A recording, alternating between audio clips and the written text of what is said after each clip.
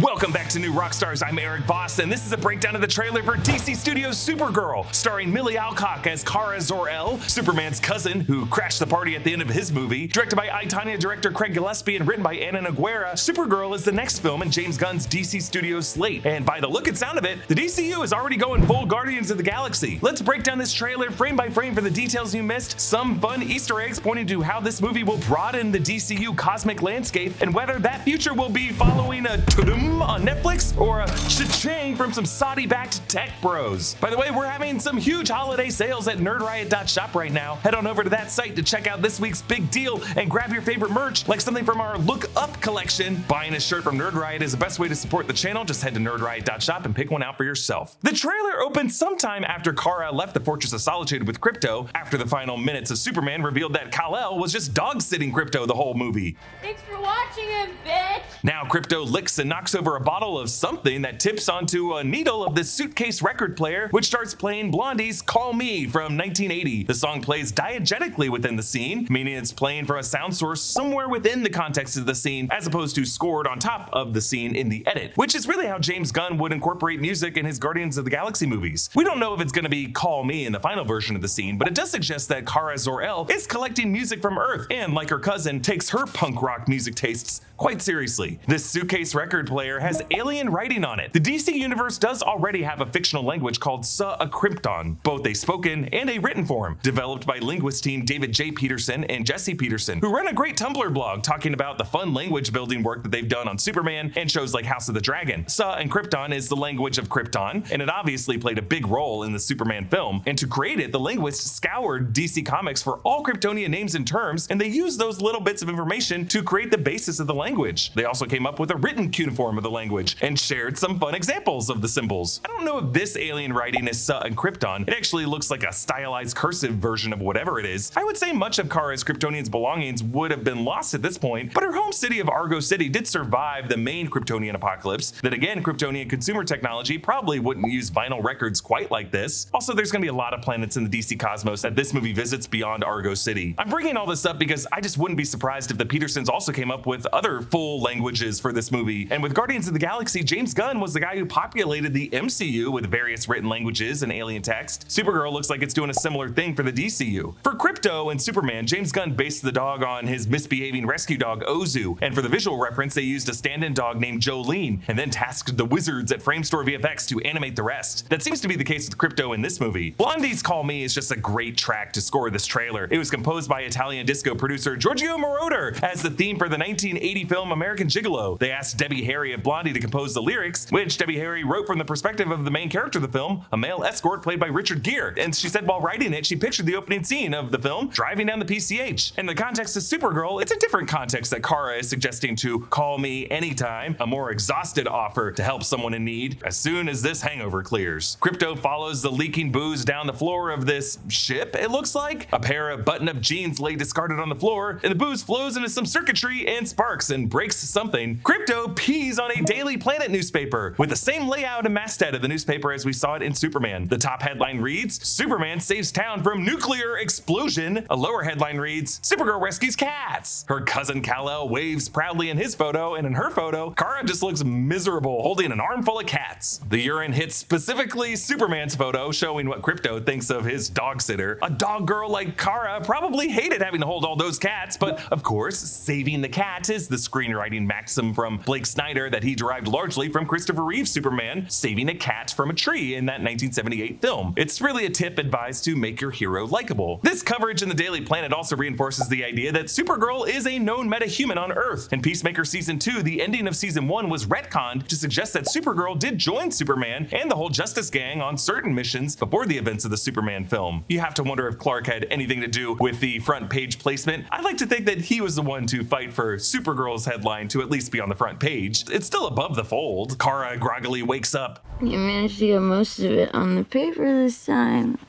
It's Good job, buddy. In a press Q&A that accompanied this trailer release, James Gunn and Craig Gillespie confirmed that a lot of this film will center on Kara toggling between planets with red suns versus planets with yellow suns. On planets with yellow suns like Earth, she cannot get drunk, but she is powered up. But on planets with red suns, like what Krypton used to have with Rao before it went supernova, her physiology is normal, she has no powers, but she can get drunk. We know from the end of the Superman film that Kara was seeking out some red sun planets to get smashed. Craig Gillespie also said during the junket that the film is set entirely off Earth, but James Gunn quickly cut in to say, almost, which to me suggests that either we're gonna have an opening scene, or a cutaway, or maybe a post-credit scene that's gonna briefly show us what's happening on Earth. But otherwise, yeah, we can expect a Guardians of the Galaxy type story where most of the events are set away from Earth. We see Kara sitting at a bus stop wearing the jeans that I think we saw lying on the ground before, as a grimy looking bus or a ferry or some kind of public transit clumsily lands next to her. The bus stop and the bus itself have more alien writing. The background here is a specific part of the Scottish Highlands where the hills are marked with white mineral deposits that look really cool and you could say extraterrestrial. Then in a bar that's set on a planet presumably with a red sun, Kara takes a flaming cocktail and says 23 will be the best year yet. So Kara will be 23 years old in this movie, and I'm not sure how much time that sets this movie after Superman, but in Superman we did learn that it was 3 decades before this when Kal-El as a baby left Krypton, so he's around 30 years old as of the events of Superman. This bar that Kara is in looks like the same bar from the very first set photo released from this film's production. This bar comes with a jukebox and a disco ball, which all seem to be things that this bar would have had to have gotten from Earth. I'm pretty sure this bar is based on the bar from Tom King's 2021 Supergirl Woman of Tomorrow graphic novel, this particular page. Even the flaming drink that Kara blows out in the scene seems to be based on Bilquis Evely's art showing the drink as smoking. That comic is the primary inspiration for Ana Nogueira's script for this movie, and it's really the tone they're going for. Supergirl's comic backstory is actually pretty limited. She was introduced in 1959 in Action Comics 252 and made limited appearances in the DC Comics before being adapted into the 1984 Supergirl film starring Helen Slater, and unfortunately this film was just considered a major flop. The character was killed off the next year in the 1985 Crisis on Infinite Earths crossover storyline that ended up retconning a lot of what made Superman fun, including Krypto, but Kara was brought back in 2004 and reintroduced in 2011 as part of the New 52 that actually bummed fans out a bit by redesigning her iconic cheerleader outfit. Then in 2016's DC Rebirth era, Supergirl was reintroduced again with her classic look and personality, consistent with the Supergirl TV series that was running on the time on CBS at first, then on the CW, the full series running 2015 to 2021, and ended up being part of the CW Arrowverse. So finally, with Tom King's 2021 as Supergirl Woman of Tomorrow, the character finally got a universally liked, tonally distinct storyline that ended up humanizing the character as someone very flawed. This 8-issue miniseries by writer Tom King and artist Bilquis Evely follows Kara Zor-El's quest in space with Krypto at her side, and it's told from the perspective of Ruthie Marie Knoll, an alien girl who's looking for justice for her father's death at the hands of Krem of the Yellow Hills. King said he took inspiration from True Grit for the whole Western tone here. In this movie, Eve Ridley plays Ruthie Marie Knoll, and actor Matthias Schoenaerts plays Krem. Sorry if I got his name wrong, I'll get it right in the future. Next, the trailer shows a critical moment from the past of Kara Zor-El's family, the departure of Argo City from Krypton's surface. The way Kara Zor-El was originally established as Superman's cousin was with the backstory of Argo City, a separate city on the planet of Krypton led by Zor-El, brother of Jor-El. Zor-El, along with his wife Allura Inze, recognized the global catastrophe that faced Krypton and created a protective dome around Argo City that allowed the city to survive the planet's destruction, and thereafter the domed city just started floating through space. We see that dome here beaming over the city as the other skyscrapers on Krypton's surface start to disintegrate and collapse. So whereas in the comics it was like a good amount of time before the rest of the planet was destroyed, in this movie it's going to be a way closer call and like a rushed evacuation. It also means that this movie is going to show us the destruction of Krypton, just presumably not from the perspective of Jor-El and Lara Lorvan with baby Kal-El, or who knows, maybe Bradley Cooper is going to show up on a voice call saying something racist about Earthlings in the language of Sut and Krypton. Or maybe we'll just see baby Kal-El's rocket shooting off toward Earth in the background of all this chaos. I mean, I guess if you squint among all this rubble and sunlight, you can start to make out shapes anywhere. In the junket with James Gunn, Craig Gillespie and Milly Alcock said that Kara was brought up on a world that was dying, which is a little interesting because traditionally Kara Zor-El was born after Krypton was destroyed, because Kal-El wasn't like 5 or 6 or 7 years old when he left the planet. So I'm not sure if that means they're gonna fudge the timeline a bit to say that Kara was alive when Krypton was destroyed and was there the day Argo City left it, or maybe the implication of that quote is that Argo City is also expiring. Thank you to BetterHelp for sponsoring this video. When I was younger, it felt like individual experiences were overwhelming. I'd go through a breakup, or I'd go to a new school, or something like that. Something that was difficult, but was finite. But just being an adult is overwhelming. Anxiety around family, career and finances feels constant. And yeah, there's things I could be doing to manage stress around any one issue, but knowing what to do first or where to start can sometimes feel like another problem to solve on top of everything else. A therapist reminded me once that the best place to start is wherever you can. Accomplishment is contagious, and knocking out one or two simple tasks can give you the energy, clarity, and confidence you need to tackle bigger things. I'm grateful to my therapist for giving me that insight, and it's part of why we are proud to have BetterHelp as a sponsor of today's video. BetterHelp makes starting therapy easy. Just head to betterhelp.com/newrockstars, fill out a questionnaire, and you will match with a licensed therapist in as little as a couple days. If for whatever reason you and your therapist don't click, you can switch therapists at any time for no extra cost. BetterHelp accepts both HSA and FSA cards, making it even easier to prioritize your mental health. In 2024 alone, over 137,000 people used their HSA or FSA benefits for therapy through BetterHelp, so be sure to use yours before they expire. With over 7,000 reviews and a 4.5 rating on Trustpilot, BetterHelp is a platform you can trust. Click the link in the description or go to betterhelp.com/newrockstars and get 10% off your first month of therapy. Now, I'm noticing that Kryptonian architecture among all these skyscrapers seems distinctly Art Deco, referring to the multi-tiered ornamental spire-topped buildings that you see in urban areas that shot up vertically in the 1920s and 1930s, like New York City and Chicago, like think the Chrysler Building or the Empire State Building, a reflection of the excess and decadence of the Roaring 20s that bled into the 30s but really went out of style during the wartime restraint-minded 1940s, and then the horizontal sprawl of the suburban 50s. So on one hand, I'm fascinated to see Kryptonian architecture reflect any aspect of Earth's architecture, but I also think it's appropriate that the architecture is from an older bygone era that's marked by excess over pragmatism. Now, we don't know exactly what this movie is going to say caused Krypton's demise, but the buildings seem to be responding to some atmospheric condition like solar flares. So while in certain versions of the Superman origin story it was like a problem with Krypton's core, I'm thinking in James Gunn's DCU mythology it's going to be this solar system's sun, Rao, going supernova. The dome that protects Argo City looks like it beams up from some central structure, and it looks like it doesn't get all of Argo City, just like the city center, leaving several very dense looking city blocks outside of the dome. In this movie, David Krumholtz will play Kara's father, Zor-El, and Emily Beecham will play Allura Inze, her mother. And we'll see if all Kryptonians share the attitude toward Earthlings that Kal-El's parents did. So we do know that Kara grew up within Argo City with some sense of Kryptonian life, and I think part of James Gunn's casting of Milly Alcock was this actress's experience speaking in fictional languages created by the Peterson linguists, specifically High Valyrian and House of the Dragon. Like, don't be surprised if the flashbacks to Argo City are all spoken in Krypton with subtitles. Specifically, in the media junket, Craig Gillespie and Milly Alcock confirmed that on Alcock's first day on set, she was not in her Supergirl costume, and the whole scene was in the language of Kryptonian. And that might be this scene that we see here, shots of Kara in a funeral procession in white garb, similar to the garb worn by Jor-El and Lara Lorvan in Superman. So maybe one or both of her parents will have died during the years Argo City was a floating colony. We see Kara floating alone in space and screaming in agony. No sound because it's space. I'm assuming she's grieving one or both of her parents' death. Now, Ruthie asks Kara what it was like to lose everything that day, and Kara responds that since she was left behind, quote, the gods are not that kind. Gods, huh? The Kryptonians follow a religious belief system called Raoism, centered around their red sun of Rao. Action Comics 886 in 2010 detailed the Rao Orthodox pantheon that has 14 major deities, 211 demigods, and 1,402 titans. Jor-El and Lara Lorvan's message to Kal-El open with the phrase, we love you more than heaven, our son, we love you more than land. So there must be some Kryptonian idea, or idiom at least, related to the afterlife. Kara marches up to an industrial-looking city area, and we see Kara and Ruthie stand up from a pub table as they're surrounded by a group of militants or bounty hunters, human and non-human alike, with laser scopes on Kara and Ruthie of red, blue, and green. I love the color variety this contributes to the frame, but I also wonder if the colors are for different types of weapons from just different alien species, or if they refer to different settings, like red could be for kill, blue could be for stun, green could blast a restraint of some kind. Like, notice how the red lasers all seem to be trained on her vital organs, the green ones seem to be on her arms and back. The fact that she doesn't seem too worried makes me wonder whether this is a place with a yellow sun or a red sun. If it's a red sun, she should be worried. If it's a yellow sun, she obviously shouldn't be worried. But maybe it's a space station that orbits facing a binary star system. On one rotation, red sunlight. On another rotation, yellow sunlight. So she's just waiting them out until the light shifts from red to yellow, when she would now be powered up. Now, in the back of this group, a very tall boy focuses a green laser directly into the camera lens. Could be the same guy who we see in this other shot where a mace-type weapon drops into frame, kind of like Gogo Yubari's weapon in Kill Bill. And in a very cramped room, Kara tussles with this dude who kind of looks like the Mountain from Game of Thrones, while another armored figure holds Ruthie. Dressed in similar armor, walking out of a flaming room and leaning into camera is our boy Clem, with metal bolts covering his face and across the bridge of his Kara's nose. I'm assuming this point of view shot is from Ruthie on the day her parents were killed. Then there's a close-up of Ruthie on some kind of public transport. Hey, maybe it's that bus that Kara gets on at the beginning of the trailer, and maybe this could be how they meet. But here, Ruthie pulls out this sword, a weapon that she seems to have with her in a lot of the shots. Kara and Ruthie run down a hall, maybe outside of that small room where she tussled with the two armored guys before, and they smash through a window outside where soldiers with crossbows aim their weapons up at them. These dudes seem to be led by the guy in the horn helmet. Kara seems to struggle to fly with Ruthie. Now we know from her cameo in Peacemaker that she is capable of flight, at least on planets with yellow suns, but this could also be another example of the shifting sunlight theory that I brought up before. Like maybe at some point she'll fly, and then the light shifts from yellow to red, and then she no longer can fly. I just think part of the fun of this that Craig Gillespie is exploring is how chaotic her power set is, both in terms of how superpowered she is and how drunk she suddenly is in the middle of a battle. Like it has to go back and forth because what seems to be in the same location, Kara is using her heat vision here. Then we see a huge ship crashing into a mountainside, then a shot of Krypto sleeping, or maybe the poor pup is injured as Kara emotionally pets the doggy. The light behind her here looks noticeably red, so maybe they're both in a place where there's a red sun, meaning both of them would be depowered. Then after a shot of Kara dropping to her knees, we get the quickest shot of Jason Momoa as Lobo marching in toward camera. So Lobo is an alien mercenary and bounty hunter from the utopian planet of Zarnia. He's the last of his species, and he was actually introduced in Omega Men #3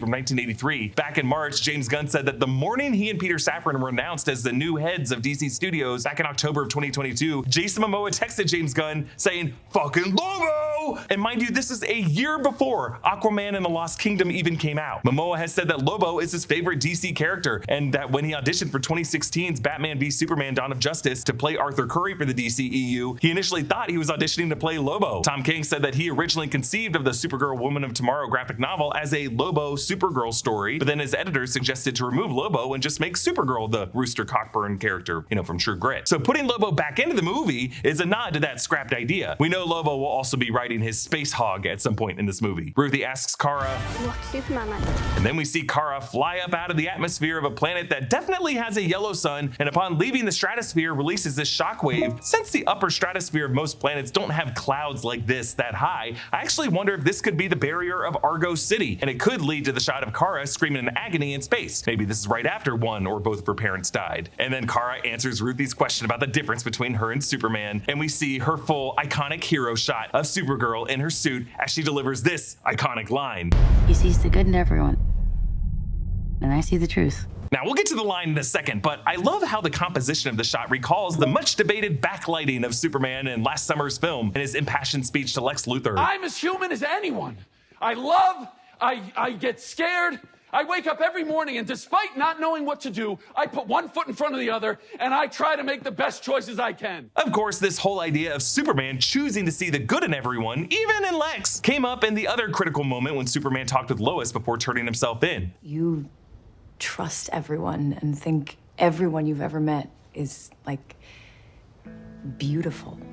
Maybe that's the real punk rock. So the idea of Supergirl seeing the truth also reminds us of Wonder Woman's famous lasso of truth. Normally in DC stories, it's Diana who sees the truth in the liars of the universe. And even though truth, justice, and the American way is an idea associated with Superman, I like how both of the heroes of the first two DCU movies are driven by equally justified maxims. There's nothing wrong with seeing the good in everyone, but there's also definitely not anything wrong with seeing the truth in everyone. So with the idea of lasso on our minds is the final shot of this trailer as Kara appears to be on the deck of that giant crashed ship that we saw earlier, now using this pole with a metal cable attached to it with some hardware on the other end to sweep it all across this deck and take out all of her enemies. Similar to the first teaser for Superman a year ago, this teaser ends not with the movie title, but with just the chest emblem. It's the same as Superman's emblem, of course, but Supergirl's emblem has a brighter pastel double border that stretches around it. Following Supergirl this June, Clayface will be the next DC Studios film, coming September in 2026, and then in July 2027 will be Man of Tomorrow, the Superman sequel where Superman and Lex are going to team up against Brainiac, who was the initial villain that James Gunn was considering for the first Superman film before he switched it up to Lex. There actually have been some rumors that Matt Smith might be in talks to play Brainiac. Those have not been confirmed yet. But what do you think? Will Brainiac show up in this Supergirl film? Part of what Brainiac does is shrink planets and cities to store in his collection, and that could include the Kryptonian cities of Kandor and maybe also Argo City. Comment down below with your thoughts, and a special thanks to one of our YouTube members, Jeremy Dunham, for supporting us as the executive producer level. Big thanks to studio tech Brian Kim, New Rockstars editors Joshua Stephen Hurd and Abby Friel, and supporting editors Devin Cleary, Aaron Carrione, and John Costa, the three amigos, for their work on this video. Follow me at EA Voss and subscribe to all the channels in the New Rockstars network for breakdowns and news coverage of everything you love. Thanks for watching, and I'll see you next time. Bye.